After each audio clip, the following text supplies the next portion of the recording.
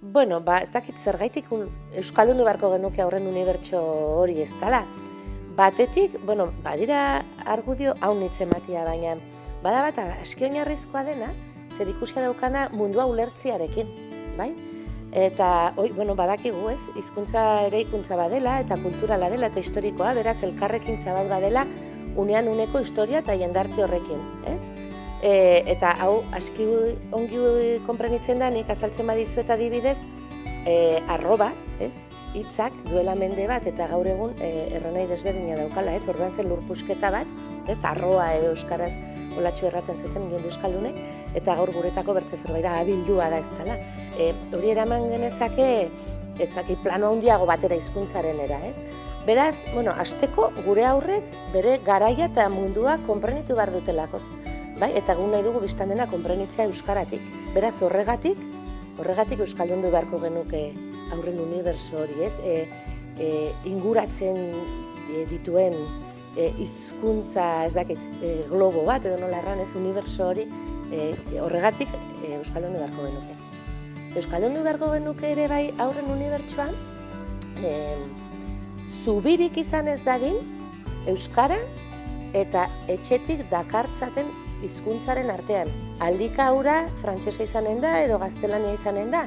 Beraz, Euskal Herrian hizkuntza franko edo hegemoniko diren horiek, ez? Baina bertze haunitzetan gaur egun bertze hizkuntza bada hori, bai?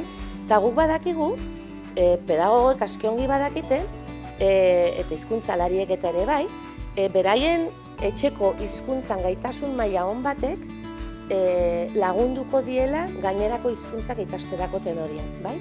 Elkarri transferentziak egiten dizkietelako hizkuntzen artean, eta hizkuntza batzuetako ezagutzak bertzera transferitzen direlakoz bi aldetara edo hiru aldetara edo dena delako hizkuntza kopuruen alde horietara, ez? Norabide anitz horietan. Beraz, nahi bilatu beharko dugu, zubiri gabe izan daitezen transferentzia horiek. Ez daitezen izan euskaratik frantsesera, euskaratik gaztelera eta hortik, ez? Edo beren hizkuntzara. Izan daitezela zuzenean haien hizkuntza eta euskararen artean. Horregatik garrantzitsua da, euskalduntzia, ez? Ingurune hori guztia. Bada bertze argudio interesgarri bat, ez? Pentsatzen dugunean zergaitik euskaldundu beharko genuke aurren unibertso hori ez dela. Eta zer ikusia du, haunitzek erreferentzia izanen duzuen McLuhanena, ez? 20. mende erditsutik gorakoa, ez? Berak erraten zuen, akaso aski teknokratikoa eta nahiko determinista den argudio batean, baina berak erraten zuen, eta hauniztan balio digut, akaso honetan ikuste baiet, medioa mezua dela, eta haunitzetan, ez? Hala da, kontuan hartu behar dugu, komunikazio edo hizketa ekintza hori geroz eta mediatizatuago dagoela, teknologi bat tartean dagoelakoz geroz eta gehiagotan ez dela. Eta modu guztietara mediotzat jo dezakegu ere karrika hura, plaza hura bera, ez? Beraz, medioa mezua baldin bada, mezua izan dadila euskara. Zentzu horretan ikustut geroz eta garrantzi gehiago daukala, geroz eta mediatizatuago dagoenean, gure hizketaldia, gure komunikazio ekintza guzti hori, aski garrantzitsua dela, ez, bai plano analogikoan, bai digitalean, hori euskalduntzea lehen mezua izan dadin euskara ez dela. Garrantzitsua da euskara plazaratzea, euskararen bitartez, nolabait ere espazioa performatzen dugulakoz, edo eraldatzen dugulakoz, edo ez, bertze zerbait gertatzen da espazioan, gure hizketa ekintza horren bitartez, gure komunitate linguistikoak egiten duen horren bitartez. Hor bada, ez dakit euskaldunok badugu ez, euskara jalgia di plazara, eta egia da, hauniztan jalgitzen garela plazara espazio hori performatzera, ez? Direla ez dakit orain, badatorrelakoz korrika, edo direla euskararen eskolen eta ikastolen aldeko besta horiek, ez? Euskararen aldeko besta direnak, direla euskaraldia, direla bertze, hainbat jai eta adierazpide kultural eta ludikoren bitartez espazioa performatzen dugu, euskaraz eta euskararen dako gainera. Eta uste dut garrantzitsua dela, kontuan hartzea, performatze horretan, ze paper garrantzitsua jokatzen dute zein mailako subjektu aktibo eta politiko garrantzitsua diren gure herrian aurrak, bai? Ze hauniztan espazio hori performatzen da, aurren aitzakian edo erranen dugu, aurren dei bati edo erantzunez, ez? Aurren aisialdia euskaraz delako, badakigulako zaurrek erabiltzen dutela, erabiltzaile, ez dakit estadistikak eta, baina seguraski erabiltzaile lehenak aurrak direlako, euskararenak, horrek badakarrelako ere bai, gurasoek parkeetan eta sikiera aurrekin euskaraz egitea, ez? Desiragarria litzateke denekin, baina badakigu joera badela, ez? Nonbaitetik hasiko banaiz euskara egiten, ura aurrekin izanena. Beraz, zentzu horretan, aurrak dira, ez dakit, deitzaile, euskarara deitzaileak dira gaur egun. Horan hori garrantzitsua iduritzen zait. Modu horretan gainen iduritzen zait, bergabetzen ari garela,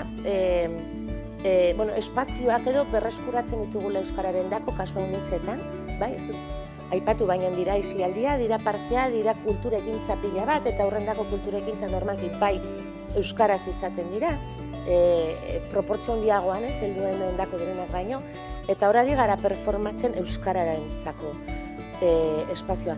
Eta argudio honei lotuta, bada ideia bat, komunikazioaren teoriatik datorren aski garrantzitsua edo interesgarri iduritzen zaidana gurera ekarri eta guretik irakurrita, erraten duena, espazioak nolabait geldotzen duela denbora. Eta bazalduko dut, ziberkomunikazioak eta azkartzen du nolabait komunikazioa eta denborak azkartzen ditu. Eta espazioa inpresentiakoa, analogikoa, ez, zapaltzen dugun materiala den hori, ez, gogorra den hori, ez ukigarria den horrek, nolabait geldotzen dituela denborak eta geldotzen duela komunikazioa.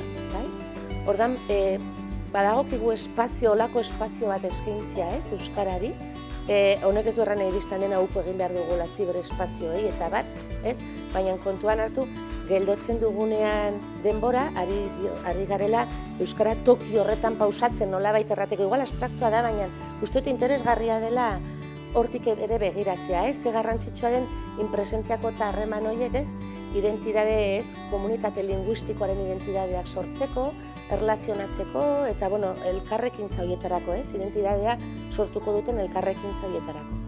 Eta uste dute euskaratu beharko genukela aurren unibertso hori, euskara nolabait gorputzera ekartzeko, ez? Gorputza zeharka dezan. Eta erraten dudanean zeharka dezan, hau ere pedagogiatik datorren ideia bada, ez? Nolabait ere erraten duena, edukiak ukitu beharko genituzkela eta ekintzak pentsatu eta bar, ez? Beraz, materialidade hori, ez dakit zeharka dezanez gure gorputz osoa. Beraz, sokasalto edo josteta bat izan daiteken euskaraz plazan edo parkean edo dena delako tokitan egin duguna, bilaka dadin ere ez dakit gaueko ametsa ere bai, ez?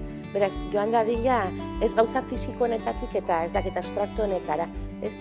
Eta, berdin abstraktuenetatik eta fisikoenetara, ez egin ditzagun ere buruan daukagun euskara horrekin gauzak. Orduan, zentzu horretan garrantzitsua iduritzen zaitere, gorputzeratzeko bere, ez dakit, aldaera guztietan, ez, materialenetatik eta abstrakto, ez dakit, pentsamenduaren eta kognitiboagoa diren horietaraino. Beraz, ez dakit, bukaerako ondorio bat eman beharko banu, ez, zergaitik euskaldundu aurren unibertso hori, erraxa da.